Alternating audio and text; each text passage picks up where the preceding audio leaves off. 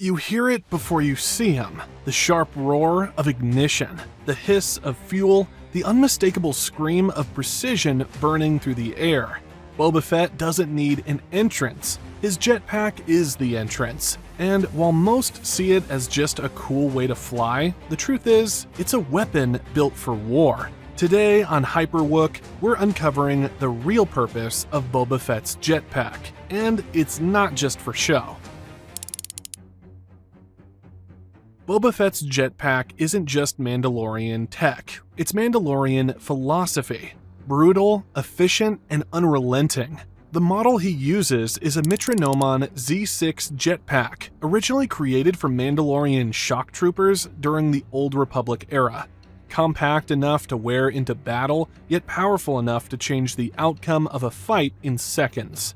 The base Z6 features dual thrusters powered by a high-energy fuel mix that allows for rapid bursts of flight. It's not a long-range device. This isn't for soaring through the skies. It's meant for short, high-impact movement. Think 70 meters vertically and about 100 meters horizontally, enough to clear a battlefield, gain elevation, or ambush from above. But Boba didn't just use the stock model. His Z6 was heavily modified, reinforced with Durasteel plating and re-engineered for faster recharge times. His jetpack could deliver more consecutive bursts without overheating.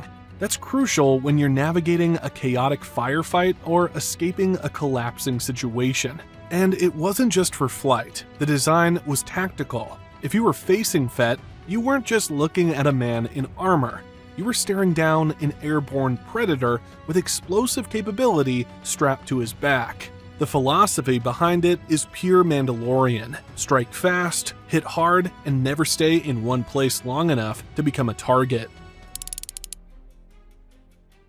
The Z6 isn't just about flight, it's a weapons platform, and the centerpiece of that arsenal, a single shoulder-mounted missile built for devastation. Mounted at the top of the jetpack is a miniature, self-guided warhead. At a glance, it may seem like a last resort option, a flashy tool to finish a fight, but in truth, it's a tactical equalizer. This missile is more than just an explosion in waiting, it's a statement.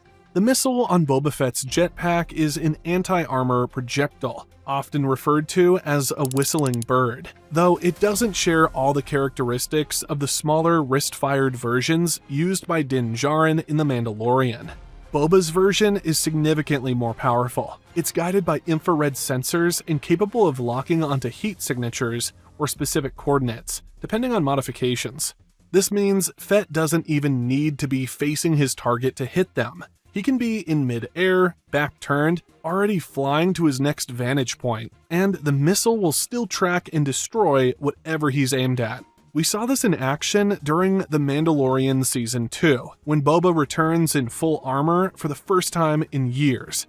After obliterating stormtroopers in close quarters, he turns and fires his jetpack missile at 2 retreating troop transports. One direct hit, and the second goes down in the explosion. It's not just cool, it's surgical, and it shows that this isn't a bounty hunter lobbing explosives around. It's a tactician with precision-guided artillery strapped to his back. The warhead has multiple configurations depending on need. It can be loaded with a high-yield explosive, EMP charges to disable droids or tech-based opponents, or fragmentation rounds for anti-personnel purposes.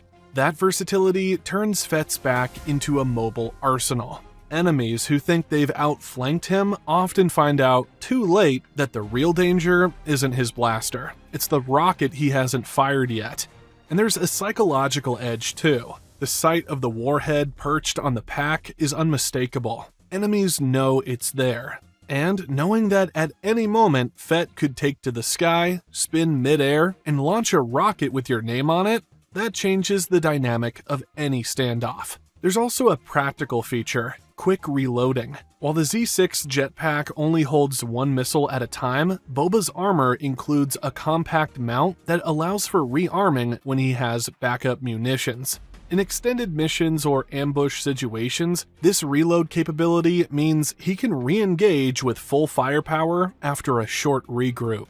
It's not just about speed or range. The jetpack's missile is about fear. It expands Boba's kill zone, punishes escape attempts, and ensures that even in retreat, he can strike.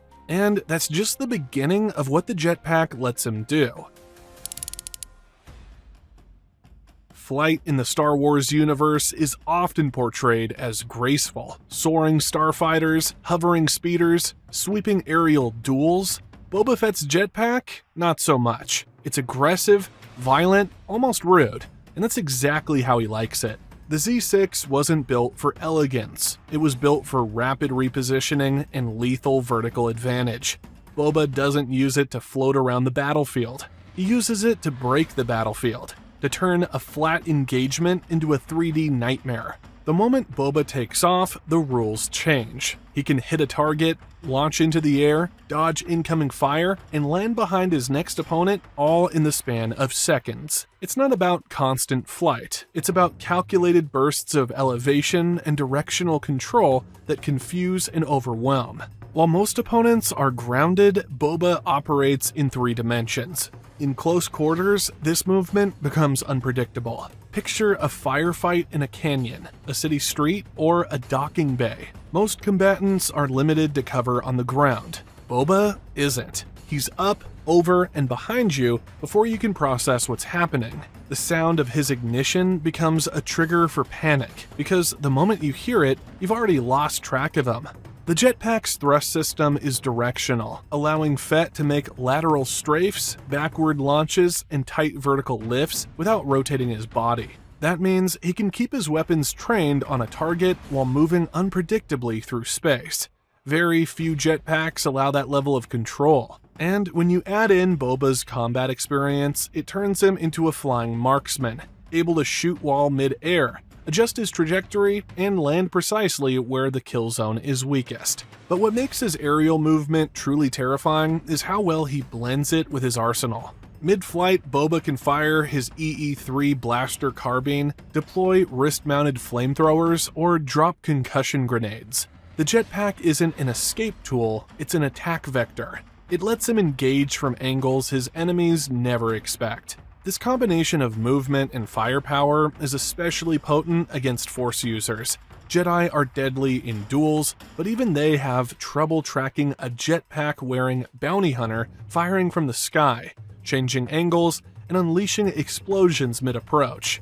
In Legends, Boba used his jetpack during fights with multiple Jedi to stay mobile and break their rhythm. In canon, we see how even trained soldiers are overwhelmed by his sudden strikes in The Mandalorian. He's not trying to win a fair fight. He's trying to make sure the fight ends before the other side understands what just happened. And let's not forget, the jetpack gives him the high ground, and in the galaxy far, far away, we all know what that means.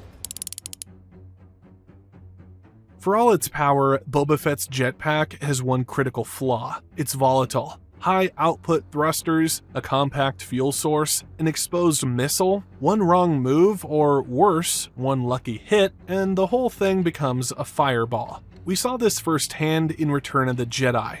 A blind Han Solo swings around with a staff, accidentally triggers the jetpack's ignition, and Boba is launched into the side of Jabba's sail barge before falling into the Sarlacc pit.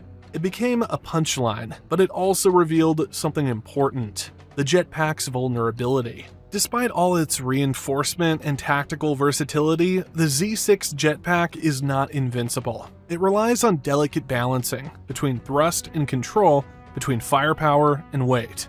A misfire, system overload, or even an external strike can send it haywire. And when your propulsion system is strapped to your spine, that's a problem. In Legends, Boba's jetpack was damaged multiple times, forcing him to crash land or retreat entirely. In canon, we see Din Djarin's own jetpack get manipulated remotely and even disabled with a single strike. These systems, while powerful, are not foolproof. They demand constant maintenance, calibration, and situational awareness. Boba's armor includes backup failsafes, pressure release valves, a rapid deactivation switch, and an auto-stabilizer for mid-flight damage. But even with all that, the jetpack remains the most explosive part of his loadout. When it's working, it gives him an edge. When it's compromised, it's a weakness. That vulnerability is what makes the Sarlacc incident so symbolic. Fett's reputation was one of precision, power, and control. But in one moment, one accidental hit, he was knocked from the sky like a rookie. That scene didn't just damage his body, it damaged his legend, which makes his return in The Mandalorian and the Book of Boba Fett even more important. He doesn't abandon the jetpack, he reclaims it, reinforces it, refits it, and uses it with even more tactical discipline. He learns from the Sarlacc, learns to guard his back more closely, learns not to rely solely on the element of surprise. And most importantly, he learns to blend the old with the new, taking ancient Mandalorian tactics and upgrading them for a new galaxy. Even then, though, the jetpack remains a wild card. You can see it in his movements. He uses it sparingly, precisely, no flashy takeoffs, no unnecessary hovering. He knows what it can do, and what it can cost him. In a way, that's what makes the jetpack such a perfect symbol for Boba Fett himself. It's deadly, beautiful, and constantly one spark away from blowing up in your face. But when do you stop surviving and start mastering it? When chaos becomes controlled, that's when they stop calling you a bounty hunter and start calling you a legend. The Z6 jetpack isn't just tech. It's not just a Mandalorian accessory. It's a symbol. When you see that missile tip rise over the shoulder, when you hear the roar of compressed thrusters, when the armor lifts off the ground, you're not just witnessing flight, you're witnessing legacy. Because long before Boba Fett wore it, the jetpack was the calling card of Mandalorians.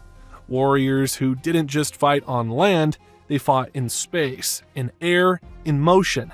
Jetpacks weren't gadgets. They were part of the armor, a rite of passage, a statement that you'd earned your wings both literally and in combat. Jango Fett wore it in Attack of the Clones, blasting through the skies of Kamino, fighting Obi-Wan Kenobi on equal terms.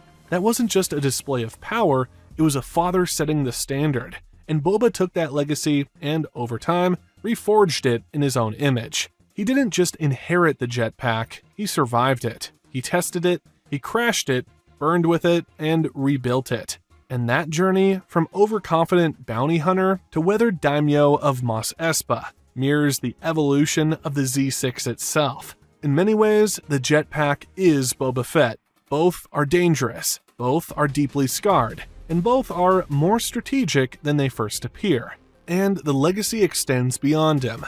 Other Mandalorians, Bo-Katan, Paz Vizsla, Din Djarin have all used similar systems, but none with Boba's exact blend of chaos and control. He's not just flying, he's rewriting what it means to move through the galaxy. So the next time you see that flash of fire behind Boba Fett, the next time you hear that scream of compressed thrusters, know that it's not just a bounty hunter in flight, it's the legacy of Mandalore, rebuilt in Beskar and fire. Because Boba Fett's jetpack doesn't just carry him, it defines him. Could Boba Fett's greatest strength also be his biggest weakness? Maybe it really is just about knowing which buttons to push. Drop your thoughts in the comments, hit that like button, and subscribe for more deep dives like this.